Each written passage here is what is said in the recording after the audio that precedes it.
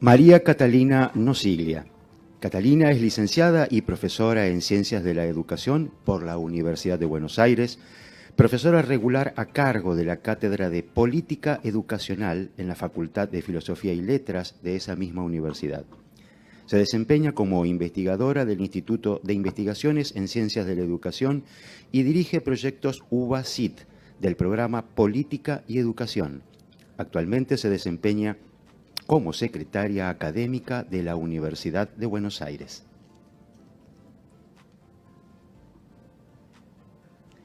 ¿Qué tal? Buenos días a todos y a todas. En primer término, quiero agradecer a los organizadores de este congreso, a Lucía, a Jackie, y no se imaginan la alegría que tengo de compartir, aunque sea todavía en esta modalidad híbrida, de manera presencial con colegas tan queridos como Sergio y las dos colegas que ya nombré, que en alguna historia de mi vida como docente y como gestora y investigadora en la educación me he cruzado en algunas actividades. Y además la alegría de estar de manera presencial es de poder oler tener la sensación del aroma de estas hermosas fresias que decoran nuestra mesa, sensaciones que todavía, uno no va a saber en el mundo cómo avanza la tecnología, no pueden ser reemplazadas de manera virtual. Si bien mi objetivo es compartir con todos ustedes un poco la experiencia que tenemos desde la Universidad de Buenos Aires, particularmente de un programa que creamos ya hace algunos años, que es el secundario a distancia, quise hacer una pequeña revisión, preparando mis palabras para este panel, hice una pequeña revisión de la configuración de la modalidad de educación de adultos en la Argentina. Y revisando mis libros de historia de la educación argentina, me mostraron que el primer antecedente de la educación de adultos que hubo en la Argentina está ligada a Domingo Faustino Sarmiento. Sarmiento dicen que crea una escuela de educación de adultos en el Colegio Santa Rosa de la provincia de Buenos Aires, de la provincia de San Juan, experiencia que se discontinúa cuando él tiene que emigrar a Chile por problemas políticos. Pero comienza desde allí ya a exponer su preocupación por esta modalidad, probablemente relacionada con la idea de incorporar a inmigrantes y vincular a los inmigrantes con la población nativa. Pero realmente continúa con esta experiencia, se discontinúa mientras él está en Chile, pero con todo vigor retoma esta idea original de la construcción del subsistema de educación de adultos cuando él se desempeña como director de escuelas de la provincia de Buenos Aires y luego como presidente de la Nación Argentina. En la provincia de Buenos Aires leí que crea lo que él va a llamar escuelas de tercer turno, se llamaban así las escuelas de educación adultos, y luego las va a denominar como escuelas vespertinas.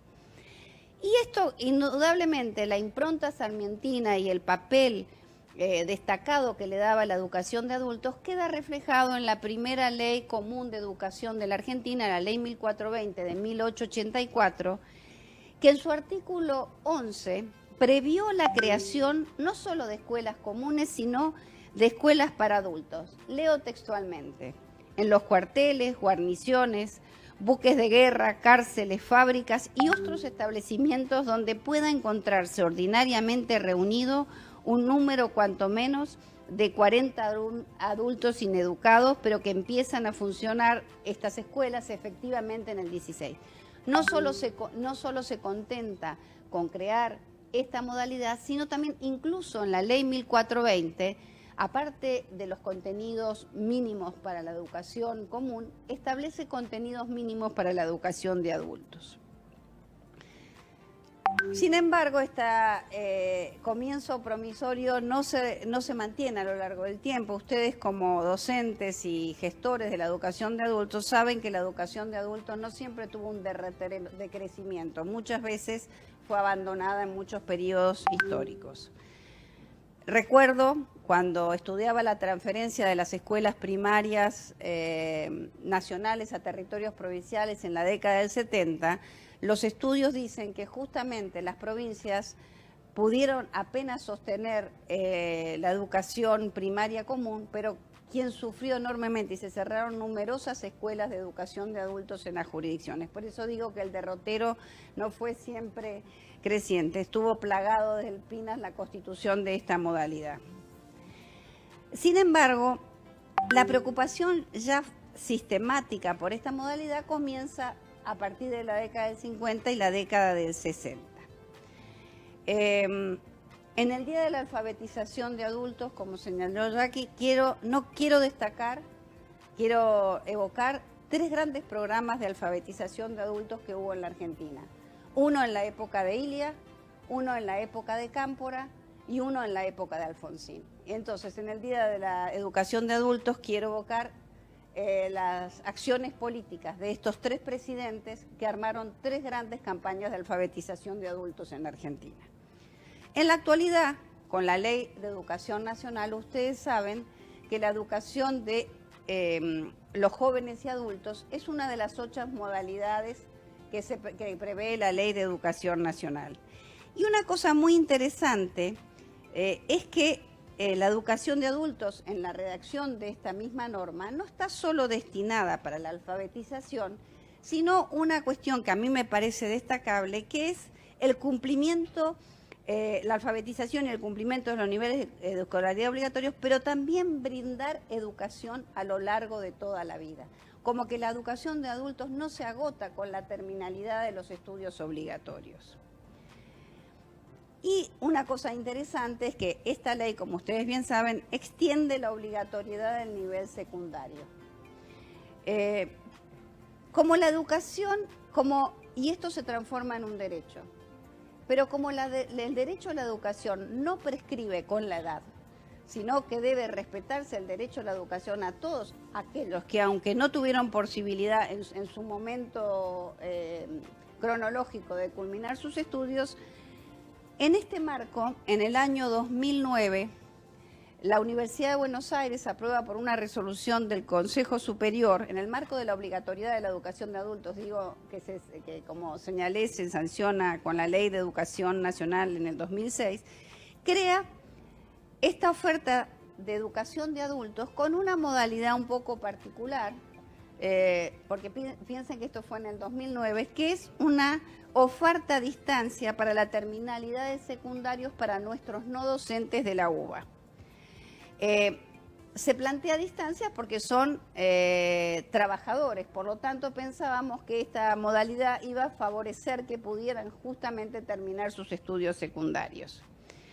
Inicialmente surge como un proyecto conjunto de la Secretaría que yo presido, pero también de una iniciativa de la Asociación del Personal No Docentes de la Universidad de Buenos Aires, que estuvo pensado justamente para los trabajadores no docentes de esta universidad, bajo la fuerte convicción que la terminalidad de la escuela secundaria no solo era un derecho que asistía a los individuos, sino que tener no docentes mejor preparados iban a colaborar con el mejor desarrollo de nuestra institución. Justamente esta surge con el interés, me imagino los docentes de escuelas híbridas, ¿no? de aulas híbridas, miro un rato a los que están presenciales. Quiero no olvidarme que ustedes me siguen a través de la pantalla, son nuevas competencias que tenemos que adquirir los docentes en estas circunstancias, pero veo que tiendo a mirar a los que están presentes, ahora los voy a mirar un poquito más a ustedes que están en modalidad a distancia. El SAD constituye entonces una muestra de nuestro interés por favorecer el crecimiento personal, laboral y cultural de nuestra gente. Además, resultaba bastante paradójico que en una institución que se dedica a la educación, había parte de su personal que no había culminado sus estudios secundarios. Por lo tanto, para nosotros Esto pasó a ser, y para el Consejo, digo para el Consejo Superior, porque esto fue votado por todos los claustros que gobiernan nuestra universidad, fue pasar a ser una política prioritaria a partir de ese momento. El programa de educación a distancia se otorga el título de bachiller con orientaciones alternativas en economía y gestión de las organizaciones y en acción social y salud, y cuenta con reconocimiento y validez nacional. Las modalidades que elegimos en ese momento, en el marco de la autonomía universitaria, la universidad tiene alguna posibilidad de armar programas innovadores también en el marco de su autonomía, se eligieron teniendo en cuenta que las tareas que desarrollaban la mayoría de los no docentes de la universidad eran en tareas de administración, pero nosotros también tenemos 6 hospitales universitarios. Por lo tanto, teníamos muchos trabajadores no docentes que no habían terminado sus estudios medios que trabajaban en acciones asistenciales en salud. Por lo tanto, nos parecía adecuado ofrecer estas 2 modalidades. Que tiene, desde el punto de vista de su organización curricular, primero una formación general común a todos los cursantes y también luego la formación orientada que lleva a estas 2 titulaciones. Desde el punto de vista de la organización pedagógica, recuerden que este es un programa de educación a distancia. Además del campus virtual con todas las materias disponibles para cursarlas a distancias, se agrega una jornada semanal con tutorías presenciales no obligatorias. Las tutorías pueden centrarse en atender necesidades detectadas por los profesores durante el cursado virtual, en algunas profundizar de manera individualizada el trabajo con algunos contenidos que resultaron más complejos, o promover el encuentro grupal de los cursantes del secundario a distancia. Como ya señalé, el diseño, otra característica que me parece destacable y adecuada para atender a la población adulta es que el diseño curricular que armamos constituye una propuesta flexible que permite ir generando trayectos de formación adecuados a las necesidades de los cursantes y se plantean distintos itinerarios que dependen de los estudios previos que los acreditamos, es decir, si el alumno cursó en alguna parte de su vida estudios de nivel secundario en otras instituciones, son reconocidos. Y por otro lado, también hay algún sistema de reconocimiento, y esto me parece bastante innovador, de conocimientos y competencias adquiridas como producto de su experiencia. Tenemos en cuenta atender a estas competencias desarrolladas aún en espacios no formales de educación. En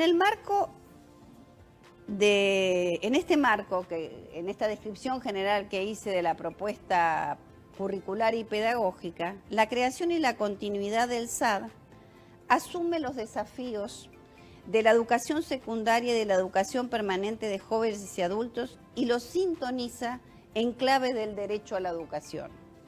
Restituir el derecho a la educación implica superar la visión compensadora y se orienta a la construcción participativa del conocimiento a lo largo de la vida. Se trata, por un lado, de reconocer los problemas y las limitaciones de la escuela que ha excluido a quienes hoy son los destinatarios de esta propuesta, y por otro, de revisar ciertas representaciones y superar la historia que ubicó a la educación de adultos en un lugar compensatorio, remedial o complementario, y concibió a la enseñanza en términos de tutela, asistencia o atención a la necesidad. Por eso la UBA promueve que a su finalización los alumnos continúen con sus estudios terciarios. No solo queremos que participen con mejores competencias en su tarea de los docentes, sino que pretendemos que la formación que adquieren en nuestro secundario de distancia les brinde las posibilidades y los anime a continuar con sus estudios terciarios, los que quieran. Pero aparte diseñamos estudios terciarios adecuados también a nuestros no docentes.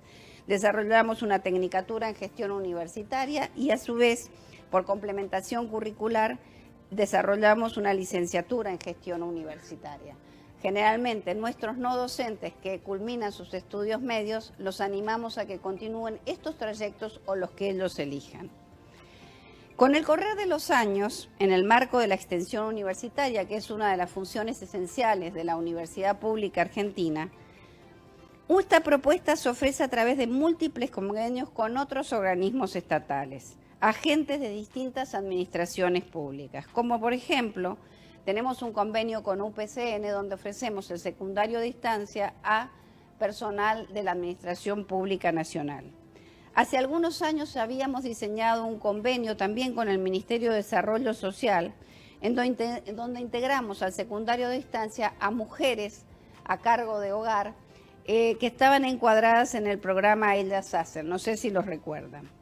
En la actualidad, y a partir de un acuerdo con Escolas Ocurrientes, que es una ONG ligada al Papa, se encuentran matriculados ciudadanos que viven en la Villa 31, en donde esta institución tiene su sede, en el barrio 31. Pero qué mejor que cerrar mi exposición y contar qué implica para nuestros egresados y para nuestros alumnos su experiencia de la educación a distancia, que compartir en este breve video los testimonios de algunos de nuestros egresados, que es la mejor muestra de lo que significa este programa educativo. Y me parece interesante contrastar con el video que ustedes presentaron al principio con el testimonio de sus propios alumnos. Muchas gracias y compartimos el video.